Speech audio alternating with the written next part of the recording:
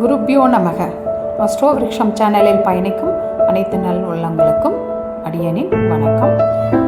நம்ம அடுத்ததாக பார்க்க போகிறது ராசி அதிபதி பொருத்தம் அப்படின்னு பார்க்க போகிறோம். ராசி அதிபதி பொருத்தம் பார்க்கும்போது இது தம்பதிக்கு உள்ள ஒற்றுமை ப்ளஸ் வம்ச விருத்தி, இது ரெண்டும் சொல்கிறதா குறிப்பிடப்பட்டிருக்கு. இதுக்கும் ராசி பொருத்தத்துக்கு சொன்னபடியே தான் தம்பதிக்கு ஒற்றுமைக்கு மற்ற பாவகங்கள் பார்க்கணும், குழந்தை பிறப்புக்கும் பாவகங்கள் பார்க்கணும். இதை மட்டும் வச்சு நம்ம முடிவு பண்ண முடியாது. அப்புறம் இதில் என்ன நம்ம பொருத்தம் பண்ணுறோன்னா, ஆண் ராசி பெண் ராசி ரெண்டு பேரோட ராசிக்கும் அதிபதிகள் ஒத்திரை இருந்தாங்க அப்படின்னா அது நல்ல பொருத்தம் அப்படின்னு சொல்கிறோம். இதுக்கு எக்ஸாம்பிள் சொல்லணுன்னா, ஆண் ராசி உங்களுக்கு கன்னி ராசி, பெண் ராசி பெண் ராசி உங்களுக்கு மிதுனமாக இருக்குது அப்படின்னா ரெண்டு பேருக்குமே புதன் தான் அதிபதியாக வரார். அப்போ அது பொருத்தம் உண்டு அப்படின்னு சொல்லலாம். மகர கும்ப ராசிகள் அப்படின்னு பார்க்கும்போது ரெண்டு பேருக்குமே சனி அதிபதியாக வருவார். தனுசு மீன ராசி அப்படின்னு வரும்போது ரெண்டு பேருக்குமே குரு அதிபதியாக வருவார். அதே போல் மேஷம் விருச்சகம் ராசிகள் எடுத்துக்கும்போது ரெண்டு பேருக்குமே செவ்வாய் அதிபதியாக வருவார். அதே போல் ரிஷபம் அண்டு துலாம் ராசிகள் எடுக்கும்போது ரெண்டு பேருக்குமே சுக்கிரன் அதிபதியாக வருவார் அப்படிங்கிறத எடுத்துக்கலாம். இந்த ராசி அதிபதிகள் பொருத்தம் இருக்குது அப்படின்னா கூட இதில் சஷ்டாஷ்டகம் அப்படிங்கிறதையும் ஒரு சில இடத்துல விளக்குகள் கொடுத்து பார்த்துக்கலாம். ரெண்டாவது ஒருவர் ராசி அதிபதிக்கு மற்றவரோட ராசி அதிபதி சம கிரகங்களாக இருந்தால் எடுத்துக்கலாம், பொருத்தம் உண்டு அப்படின்னு சொல்லலாம். இப்போ புதனுக்கு புதன் ராசி அதிபதி அப்படின்னா, இப்போ கன்னி ராசி அதிபதினா சுக்கிரனோட ராசி சூரியனோட ராசி அப்படிங்கும்போது நட்பு அப்படின்னு எடுத்துக்கலாம்.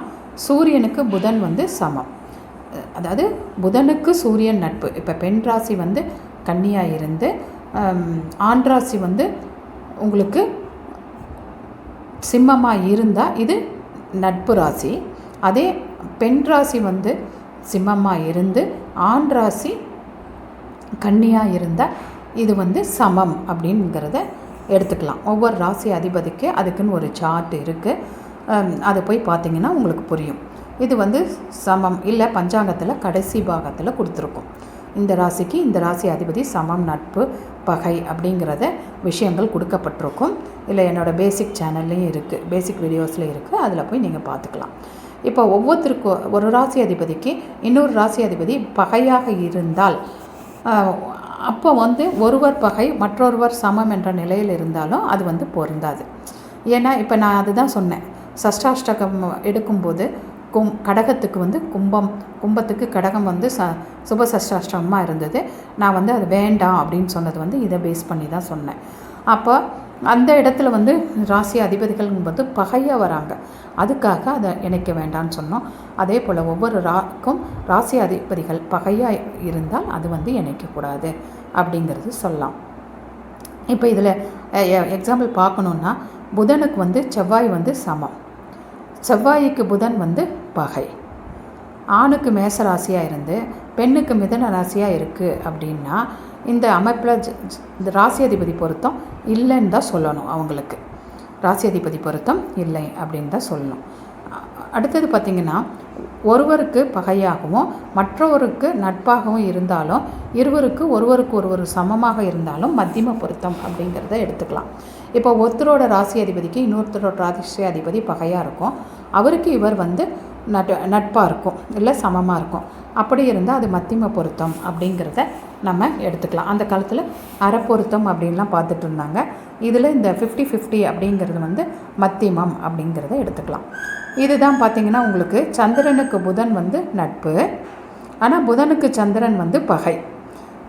குருவுக்கு சனியும் ஒருவருக்கொருவர் சமம், குருவும் சனியும் ஒருவருக்கொருவர் சமம் அப்படிங்கிற இந்த பாணியில் இந்த ராசி அதிபதிகள் பொருத்தம் அப்படிங்கிறது சொல்லப்பட்டிருக்கு. இதெல்லாம் பார்த்து தான் ஒருத்தருக்கு பொருத்தம் பார்க்கும்போது ராசி அதிபதிகள் பொருத்தத்தை பார்த்து இணைக்கணும் அப்படிங்கிறது தான் நம்ம மகரிஷிகள் கொடுக்கப்பட்டிருக்கிறது. இதில் ஏதாவது சந்தேகம் இருந்தால் எனக்கு ஃபோன் பண்ணுங்கள், இல்லைன்னா மெசேஜ் பண்ணுங்கள், குழுவில் மெசேஜ் பண்ணுங்கள். வாழ்க வளமுடன். கிருத்திகா 8122284840.